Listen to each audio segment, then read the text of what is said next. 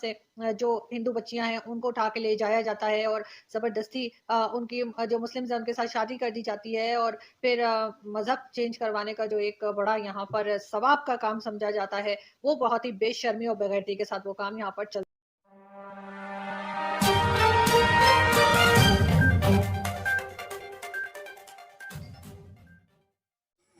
Hello guys, ये video सबसे important है। पाकिस्तान के जो आरजे काज़मी नाम के एक वो है, उन्होंने बता रहा है कि पाकिस्तान में ज़बरदस्ती हिंदुओं को मुस्लिम लोग शादी कर रहे हैं। तो ये वीडियो बहुत ही इम्पोर्टेंट है, तो प्लीज़ सब्सक्राइब करके बेल आइकन दबा दीजिए कि ऐसे वीडियो मैं आपके लिए लाता रहूँ। और इस वीडियो को इतना शेयर करें कि ज़्यादा से ज़्यादा। चल रहा है।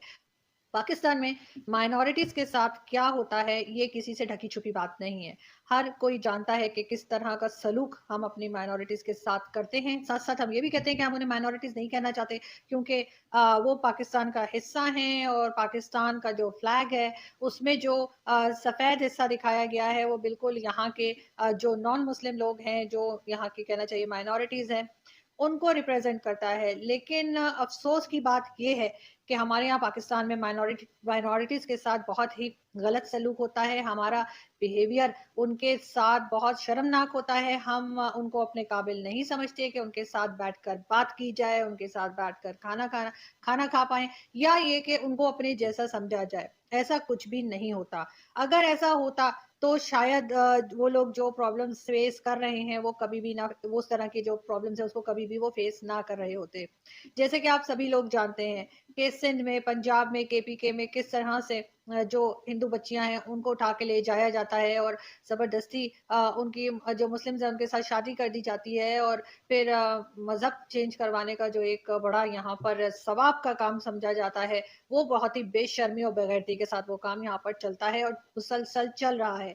और अफसोस की बात ये है कि गवर्नमेंट हो चाहे सो कॉल्ड रिलीजियस स्कॉलर्स हो, वो सब इस बात को सपोर्ट करते हैं और मियाँ मिट्टू और उस जैसे जितने भी यहाँ पर गलीज किस्म के घिनौने और गंदे लोग यहाँ पर बसते हैं, उनके ऊपर किसी किस्म का कोई भी एक्शन नहीं होता। बात सिर्फ यहाँ तक ही खत्म नहीं हो जाती। पाकिस्तान में जगह जगह पे ये जो मौलवी माफिया है उन्होंने मदरसे बना रखे हैं, जिन मदरसों में सिर्फ और सिर्फ लोगों से नफरत करना ही सिखाया जाता है, जिसमें सिर्फ यही बताया जाता है कि अगर कोई मुसलमान नहीं है तो आपने सिर्फ उससे नफरत करनी है। इसी तरह की चीजें स्कूलों में भी पढ़ाई जा रही हैं और मदरसों के तो खैर क्या ही कहने हैं। वहां से तो जिहादी बना बना के निकाले जाते हैं और बहुत बार ये बात मैं कह चुकी हूँ और बार बार कहती हूँ और कहती रहूंगी कि इन मदरसों के ऊपर पाबंदी होनी चाहिए। अगर पाकिस्तान की गवर्नमेंट, पाकिस्तान के लोग ये बात समझने के लिए तैयार नहीं है, तो कहीं ना कहीं से इंटरनेशनल लेवल पे ये बात होनी चाहिए और पाकिस्तान के ऊपर कोई ना कोई प्रेशर इस तरह का बिल्ड करना होगा मदरसे का सिस्टम इनका खत्म किया जाए। इसमें गुड तालिबान, बैड तालिबान की तरह से गुड मदरसा और बैड मदरसे का कोई कॉन्सेप्ट नहीं होना चाहिए, क्योंकि ये बच्चों को मेजॉरिटी जो मदरसे हैं, जो मदारिस हैं, मेजॉरिटी वो छोटे बच्चों के दिमाग को एक तरह से उनके ब्रेन वॉश करके और उनके अंदर सिर्फ और सिर्फ नफरत भर रहे हैं। और इस चीज को हमें कहीं ना कहीं रोकना होगा, इस चीज के बारे में बात करनी होगी। हम बहुत बात करते हैं एनवायरमेंट की, क्लाइमेट चेंज की, एनवायरमेंट खराब हो रहा है, क्लाइमेट चेंज की वजह से क्या क्या प्रॉब्लम्स आ रही हैं, बात कर रहे हैं, बात करनी भी चाहिए। लेकिन साथ साथ जो हमारे जहनों के अंदर जो पॉल्यूशन आती जा रही है, जो हमारे जहनों के अंदर जो गंद लोग भर रहे हैं, हमारे बच्चों के दिमागों में जो गलत बातें बिठाई जा रही हैं, उन बाद कोई कुछ नहीं कहता, उल्टा अप्रिशिएट किया जाता है। इसी तरह का एक कभी रिसेंटली एक न्यूज आई जो मैंने आपको बतानी है, वो ये कि ये पिक्चर आपको दिखाती हूँ। ये एक क्रिश्चियन कपल है और इस आदमी का नाम शफकत है और इसके साथ इसकी वाइफ है शगुफ्ता कौसर। इन दोनों के ऊपर 7 साल पहले ब्लास्फेमी लॉ लगाकर और इनके ऊपर किसी ने इल्जाम लगा दिया कि जी इन्होंने कोई मजहब की तौहीन की है, कोई इन्होंने इस्लाम के बारे में गलत कहा है या कुरान के बारे में गलत कहा है, ये कहकर इन दोनों को 7 साल के लिए जेल की काल कोठरी में बंद कर दिया गया, जहाँ पे ना तो कोई खिड़की थी, ना कोई फ्रेश एयर थी, ना कुछ था, और बगैर किसी कसूर के, बगैर किसी ऐसे प्रूफ के कि इनके ऊपर कुछ साबित होता, इनको 7 साल जेल की सजा सुनाई गई। अभी लाहौर हाई कोर्ट ने 7 साल के बाद ये फैसला दिया है कि ये दोनों बेकसूर हैं और इनको छोड़ दिया जाए, और इनको वरना फांसी की सजा दी गई थी। 7 साल पहले इनको फांसी की सजा सुनाई गई थी, जिसके ऊपर केस चल रहा था, और 7 साल के बाद इस कपल को, जिसकी मैंने आपको पिक्चर भी दिखाई है, इस कपल को जो है वो 7 साल के बाद रिहा कर दिया गया। लेकिन हुआ क्या? आपने 7 साल उनकी जिंदगी के बर्बाद कर दिए, और उसके बाद उस काल कोठरी में 7 साल रहने की वजह से ये जो आदमी है, शफकत, इसका जो इतना ज्यादा उसको मेंटल स्ट्रेस हुआ, इतना ज्यादा परेशान रहा कि अब वो एक तरह से पागलों जैसी हरकतें करता है, और एक नॉर्मल इंसान के तौर पे वो कभी भी शायद नहीं जी पाएगा।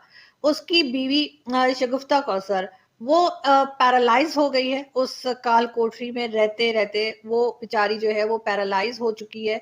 और अब कौन जिम्मेदार है इन तमाम बातों का?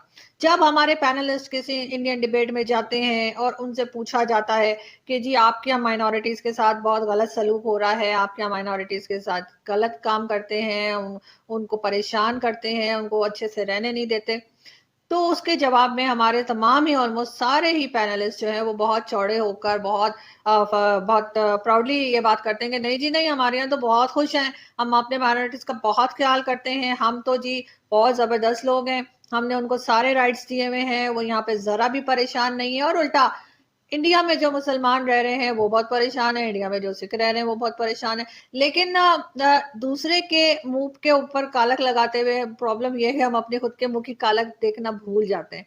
तो मेरे ख्याल से मेरे मेरे मुझे मालूम है कि मेरे सारे जो साथी पैनलिस्ट हैं वो बहुत नाराज हो जाएंगे, लेकिन फिर भी मैं उनसे ये जरूर कहूंगी कि बाकी आप जितना मर्जी डिफेंड करते हैं, गलत बातों पे भी आप गवर्नमेंट को भी डिफेंड करते हैं, वहां जाके एस्टेब्लिशमेंट को भी करते हैं, करना भी चाहिए, मैं भी करती हूँ।